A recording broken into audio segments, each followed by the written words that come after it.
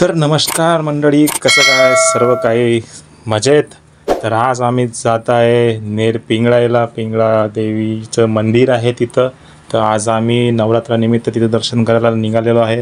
तर मग काय पटकन येऊन आम्ही पोहोचलो पेट्रोल पंपवर. आपल्या गाडीला भूक लागली होती, तर मग काय तिची टंकी फुल करून दिली. पोटभर जेवल्यानंतर लगेच आम्हाला पण भूक लागली, तर मग काय आम्ही पण गरम गरम मस्त भजी निघालेले होते, सोबत बढियापैकी रस्सा होता. तर मग आम्ही पण दिसल्याबरोबर सुतावून घेतलं. आमची पण पेटपूजा झाली. मग लगेच चहा वगैरे घ्यायची पण टाईम झाली होती, कारण की जायला आम्हाला भरपूर टाईम लागला होता. तर चहा वगैरे घेतल्यानंतर आम्ही शेवटी फायनली आम्ही जाऊन पोचलो. तर आता कसं बऱ्याच दिवसानंतर गेलो आहे, तर तिकडे रोडचं कन्स्ट्रक्शन वगैरे पण चालू होतं आणि आता थोडा मोठा रस्ता झालेला आहे. आणि जो पहिले चढ होता, पहिले गडावर जायचं लागत होतं, तर आता तो गड पण कमी झालेला आहे. तर म्हणून जरा जास्त त्रास नाही आहे, ॲटो वगैरे सुरक्षित जाऊन पोचतात. तर आम्ही गेलो तेव्हा भरपूर लोक येऊन पोचलेले होते.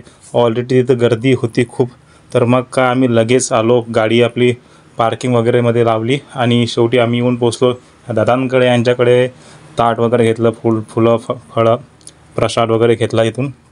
मग शेवटी आम्ही लाईनमध्ये लागून निघालो. जास्त काही गर्दी नव्हती एवढी, कारण की ऊन होती खूप आणि त्यामुळे मग लवकर येऊन पोचलो आम्ही. मग दर्शन पण चांगलं झालेलं आहे, कारण की गर्दी नव्हती, हे नव्हतं. मग काय हे बघा, आईचं सुंदर आणि असं रूप बघायला म्हणजे बरेच दुरून लोक येतात. खूप छान दर्शन झालेलं आहे. मग तिथून आमचं दर्शन वगैरे झाल्यानंतर बघा किती सारी गर्दी आहे, भरपूर लोक आले होते. त्यात रविवार होता आजचा, त्यामुळे आणखीच गर्दी होती.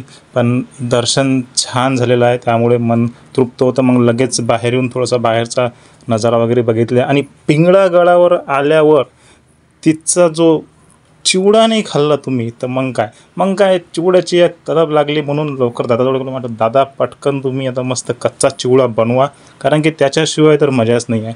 म्हणजे पिंगळा गडावर आल्यावर आणि चिवडा नाही खाल्ला, असं होऊ शकते का? म्हणूनच दादांना लवकर चिवडा बनवायला सांगितला मस्त.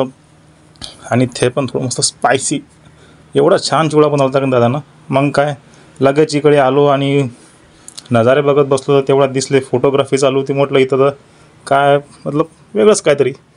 मग काय आम्ही आपला चिवडा जो जाणला होता कच्चा चिवडा, मग काय खायला सुरुवात केली. मग काय आपला चिवडा खतम संपल्यानंतर मग मी आपले मोठे बंधू आहेत त्यांच्या ह्याच्यात पण धाप टाकली आणि त्यांचा पण चिवडा पण मीच खाल्ला. मग समोर दिसलं आपल्याला एक स्टॉल, जे आत्म्याला परमात्म्याला जोडायचं काम करत होते. मग काय लगेच मी बंदूक उचलली आणि 3 गोळ्या मारून आत्म्याला भेटायला गेलो. मग भेटले आपले सबस्क्रायबर आपले असे होते की त्यांना आपल्याला फॉलो पण करून ठेवलं. मग आम्ही निघालो. मग काय तात्या वाजव की कशाला थांबला आहे?